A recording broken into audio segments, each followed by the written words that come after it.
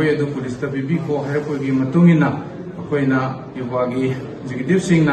Police सिन्नखिबनी December की date 1 नुमित सरकाउ थोदोकनिंगदब थोदोक अमा थोखिबा अदुबु युवागी मेकैदगी नुवाइतबा फोंदोकचरी हारिबा थोदोक अदुदा लुहोंबा अमसु लैबना मरम ओरगा मी यामना चिनबा अमखा ओइखि मरम अदुदा प्रजा मयामना मियोय मरीखक हादुना थमलंबा थिंगनखि मरम अदुना मियोय मरी अदुबु वहंग पहुंग तौबु मतमदा एटीनी हाइरपदगी युवागी एक्टिव मेंबर सिंगना मखोइबु हे अदुदी मखोइबु करीमता तौबु यारोय हाइदुना युवा क्लबना मखोइबु सेफ ओइगदबा जगादा थमदुना अखोइ मथंग मथंग पाउ फाउनखि मरुओइना UMPC United Meitei Pangal council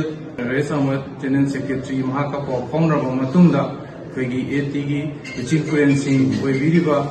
अथौबसिंगी सिंगा पाउ फाउनरबा मतुंगदा अखोइ अदु करमाइना तौसिकेन हंगनबा मतंगदा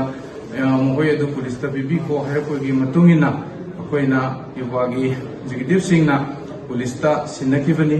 अदुदा हजिक अखोइगी पुलिसना थोगलक्लिबा अखोइगी चेरोल असि अखोइ लेबग यामना थीबनी मखोइदा अखोइना पैसा लगमबा अमदि पैसा लगमि हाइबगी पोट अमता हाइखिबा लेति मरम अदुना मसि मतुंगदा हाइबिदनबा युवागी साइडतगी निसिंगजै।